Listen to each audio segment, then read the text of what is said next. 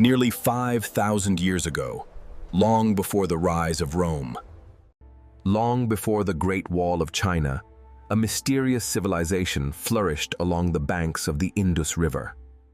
It stretched across what is today Pakistan, northwest India, and parts of Afghanistan. This civilization built vast cities, created intricate drainage systems, and traded with distant lands. And yet, for centuries, it lay buried under layers of dust and time, forgotten by the world. Indus Civilization, the Forgotten Giants. When archaeologists uncovered its ruins in the 1920s, the world was stunned. Streets so straight, bricks so uniform, and systems so advanced. How could a people from 2600 BC design cities that rival modern planning? The Indus civilization, also called the Harappan civilization, was no myth. It was one of humanity's first great urban cultures, and yet its story remains shrouded in mystery. Chapter 2: The Great Discovery.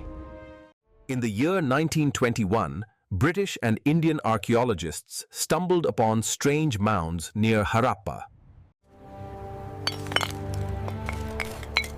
They thought it was just another ancient village. But as they dug deeper, they uncovered uniform baked bricks, walls, and artifacts that were unlike anything seen before. The following year, further excavations at Mohenjo-daro revealed an entire buried city.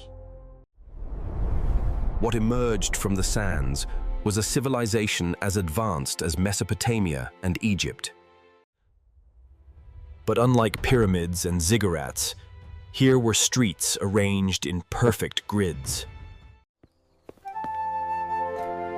Here were homes with bathrooms and running water.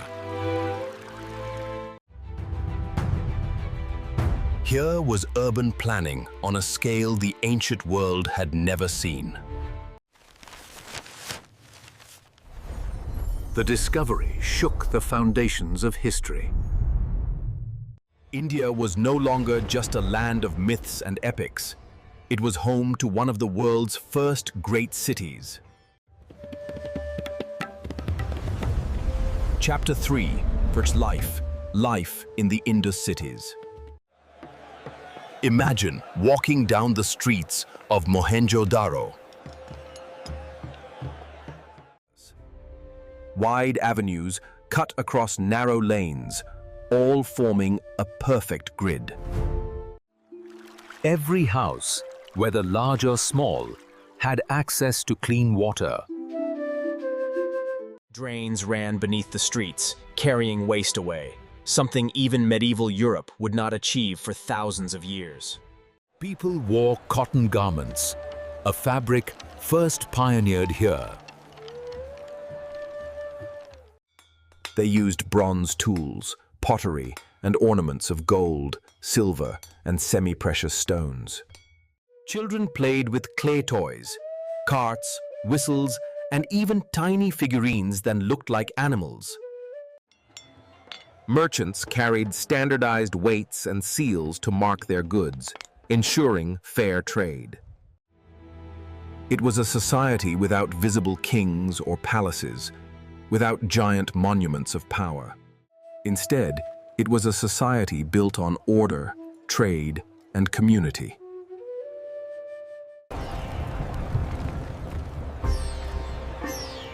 Chapter 4: Trade and Economy.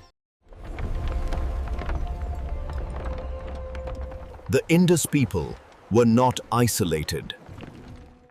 They traded cotton textiles, beads, and pottery with Mesopotamia, nearly 2,000 kilometers away.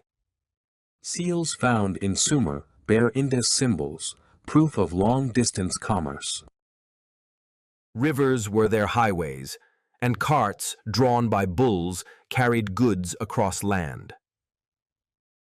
The uniformity of weights and measures across thousands of kilometers reveals a sophisticated economic system. It was not random barter, it was regulated trade. This level of standardization suggests not only intelligence, but also cooperation across the entire civilization. Chapter 5: Language and Culture. Perhaps the greatest mystery of the Indus people lies in their script. On tiny seals, pottery, and tablets, they carved symbols that remain undeciphered even today.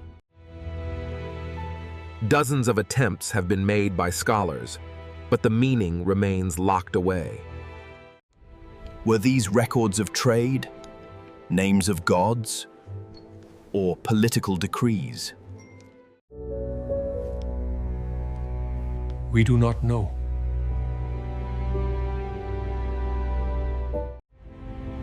And because we cannot read their language, the voices of the Indus remain silent. What we do know is their art.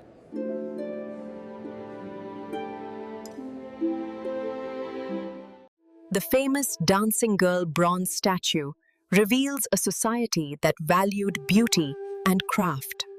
The Pashupati seal depict a figure surrounded by animals, perhaps an early form of Hindu belief. Their culture blended practicality with spirituality, leaving behind echoes that still shape South Asia today. Chapter 6 of the Hidden Power of Water. More than bricks, more than trade, the Indus civilization mastered water.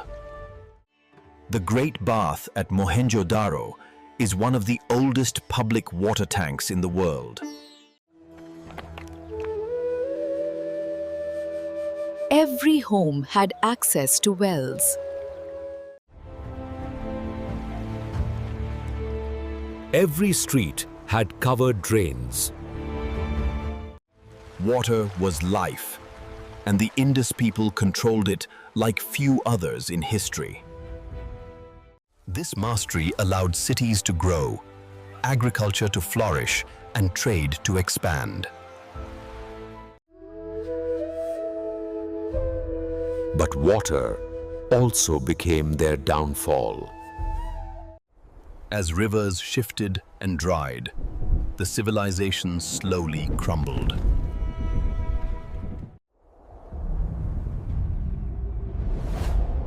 Chapter 7: The Fall of Giants. Around 1900 BC, the great cities began to decline. The once bustling streets grew silent. Why? Some scholars say climate change dried up the Saraswati River, cutting off lifelines. Others point to floods, invasions, or epidemics.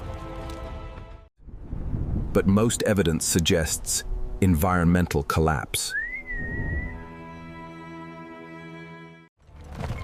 Without reliable rivers, agriculture failed and the people dispersed.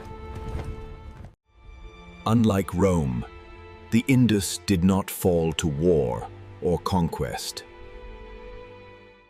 It faded away quietly, leaving behind ruins that puzzled future generations.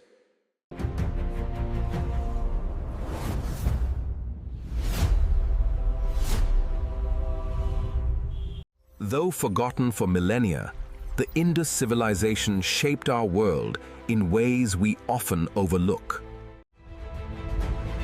Urban planning. Grid-based cities today echo Harappan layouts. Sanitation.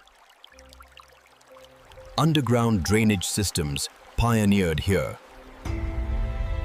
Standardization, weights and measures that inspired trade.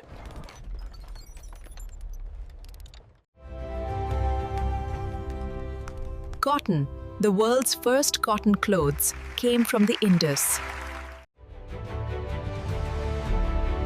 Even today, engineers marvel at their water systems. In many ways, the Indus lived cleaner, more organized lives than millions do in modern slums. Their vision of a society without towering kings or temples remains a lesson in community-driven progress.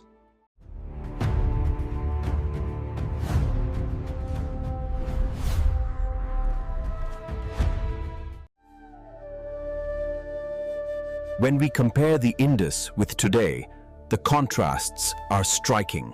Then, clay seals with undeciphered script. Now, digital contracts, blockchain, AI languages. Then, Carts pulled by bulls. now, electric cars, airplanes, and rockets to Mars. Then, city grids carved by hand.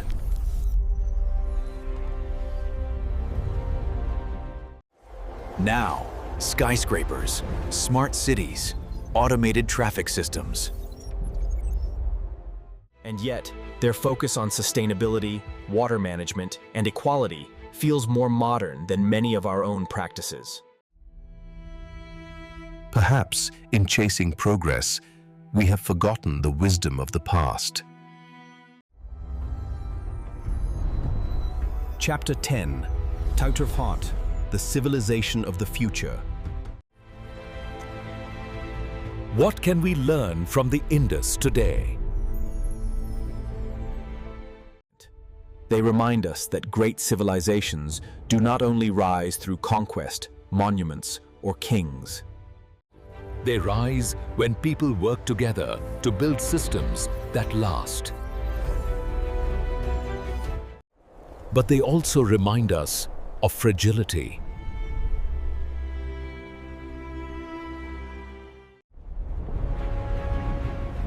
Climate change ended their world. Could it end ours? If humanity is to survive another 5,000 years, we must learn from the Indus. Plan our cities with care.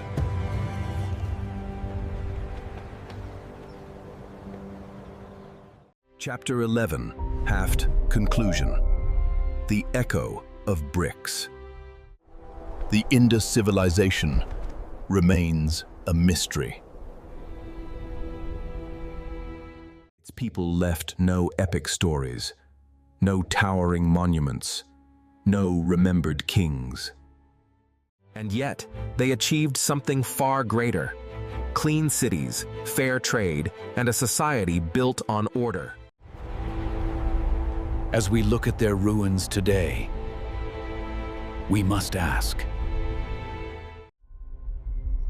Will our own skyscrapers, highways, and satellites survive 5,000 years? Or will future archaeologists dig through our remains, wondering how such an advanced society disappeared?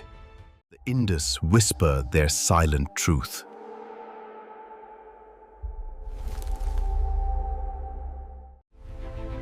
Civilizations rise. Civilizations fall. What we do with our time will decide if we, too, are remembered or forgotten.